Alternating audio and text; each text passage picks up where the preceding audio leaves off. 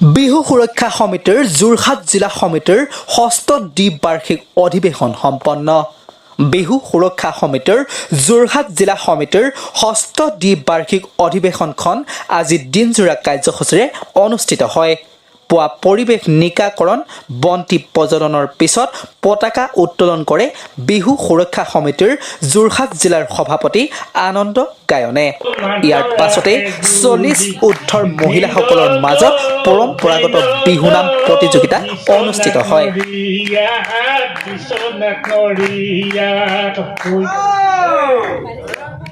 Oi, oi, dindo do bihu mate honi, dindo do bihu mate honi, dindo do ulai ahile, dindo do ulai ahile, dindo do hatote la kuti lo.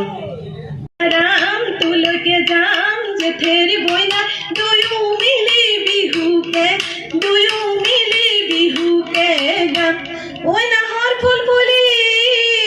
बरई बतर ओइ नाहरर गुंधे पाय ओइ आमार गातते নাই ओइ गसकत भाঙি যাও যত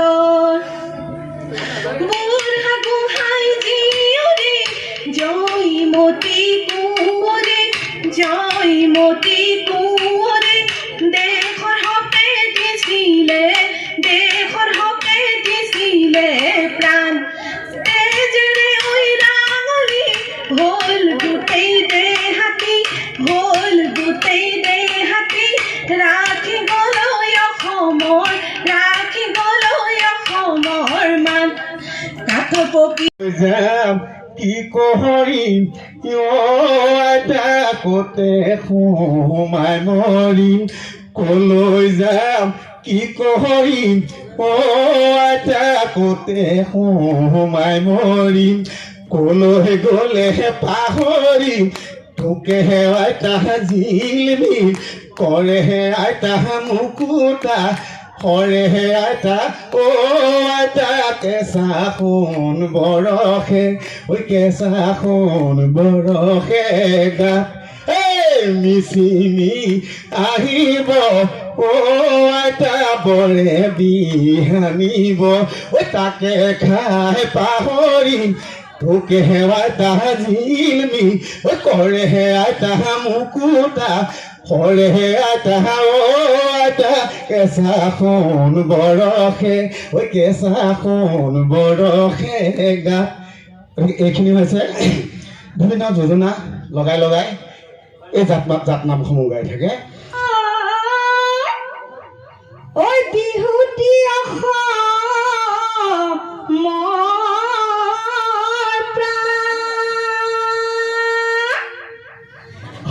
নোৱা বিহুতি এৰিব লাগিলে ঐ নাথাকে অসমৰ মান বিহুতি বিহু আমাৰ তিনিটি বিহুতি বিহু আমাৰ তিনিটি কাতি বিহু কঙালী মাঘৰ বিহু ভোগালী বহাগৰে বিহুতে আমি কৰোঁ ধেমালি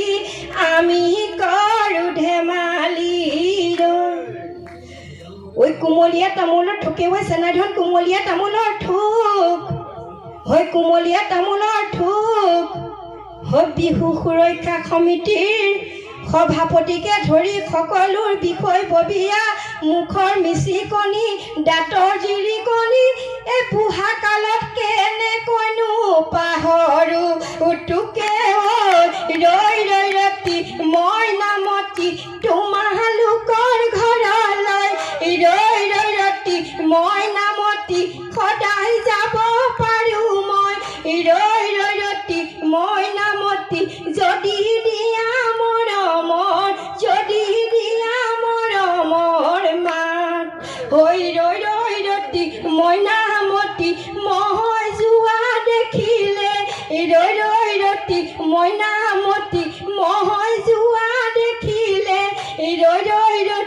মইনামতি দিয়েনো গালে মোৰে দিয়েনো গালে মোৰে হাত Hariana. Ukiai, ৰেলগাড়ী চলিলে ষ্টেচনৰ মুখলৈ চাই তোমাক দিব উলিয়াই মই কান্দি মুকিয়াই তোমাক দিয়া ঘৰলৈ চাই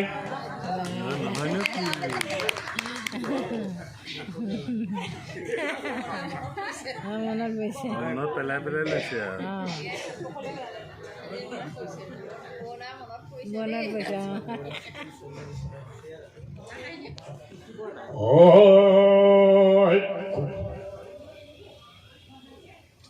চাউল চালিবৰে সুবৰ্ণ চালনী বহি যাইবৰে কোলা বিহু মাৰিবলৈ যাওঁ সমনীয়া আমাৰে লগতে ওলা এইটো গাভৰু বিহু আকৌ গাভৰু বিহু এটা হে চকলা টেঙাটি বিহু সুৰক্ষা সমিতি অসমৰ আইন উপদেষ্টা ৰোহিণী শইকীয়াই উদ্বোধন কৰা প্ৰতিযোগিতাৰ অন্তত আনন্দ গায়নৰ পৰক্ষেত্ৰত বিষয় বাছনি সভা অনুষ্ঠিত হয় ৰেপ বৰাৰ নেতৃত্বত হুঁচৰি প্ৰদৰ্শনেৰে শুভাৰম্ভ সভাত জিলা সমিতিৰ সম্পাদক ৰূপশ্ৰৱণ গগৈয়ে সম্পাদকীয় প্ৰতিবেদন পাঠ কৰে বিষয় বাছনি সভাত পুৰণা সমিতি ভংগ কৰি জীৱন চক্ৰৱৰ্তীক সভাপতি ডাক্তৰ গোলাপ ডেকা কাৰ্যকৰী সভাপতি বাবুল বৰাক সম্পাদক ৰূপে লৈ এখন নতুন সমিতি গঠন কৰা হয় বিষয় বাছনি সভাৰ অন্তত অনুষ্ঠিত মুকলি সভাত ৰেপ বৰাই নিৰ্দিষ্ট বক্তাৰূপে প্ৰবীৰ দত্ত আৰু জয়শ্ৰী শইকীয়া খাউণ্ডে বিশিষ্ট অতিথিৰূপে বক্তব্য ৰাখে উক্ত সভাতেই বিহু নাম প্ৰতিযোগিতাৰ বঁটাসমূহো প্ৰদান কৰে সভাৰ অন্তত পতাকা অৱনমিতৰে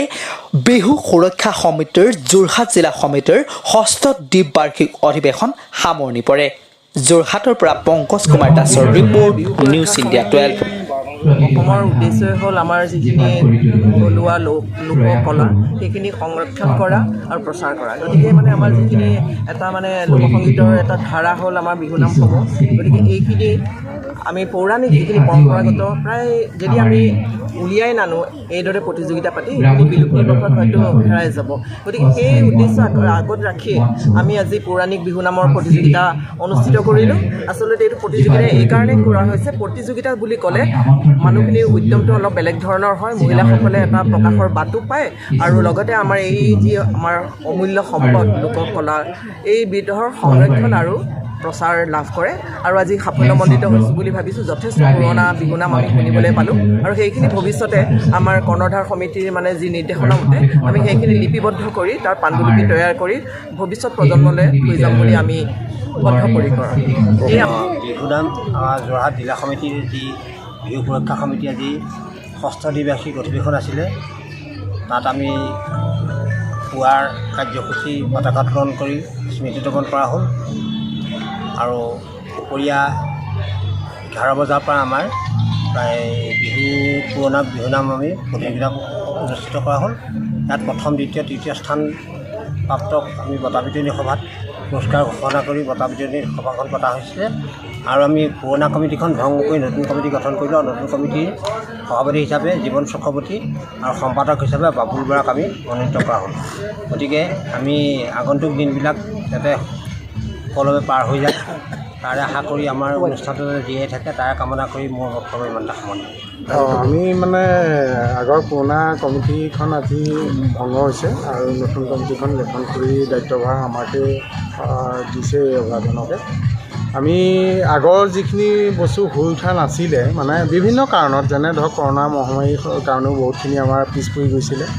আৰু এতিয়া আমাৰ সম্পূৰ্ণ আমি মুকলি টাইপত অকণমান আগবাঢ়িবলৈ এটা সময় পাম এই দুবছৰত। আৰু এই দুবছৰত আমি যিখিনি কাৰ্যসূচী আমি হাতত ল'ম প্ৰকাৰে যিকোনো প্ৰকাৰে আমি সেইখিনি ফলৱৰ্তী কৰিবৰ কাৰণে অগ্ৰসৰ হ'ম। আৰু আমাৰ এইবাৰ কমিটিখনো যথেষ্ট সকলো মহিলাৰ ফালৰ পৰাও আমাৰ পুৰুষৰ ফালৰ পৰাও সক্ৰিয়ভাৱে ওলাই আহিছে, সকলোবিলাক দেখি ভাল লাগিছে। আৰু এই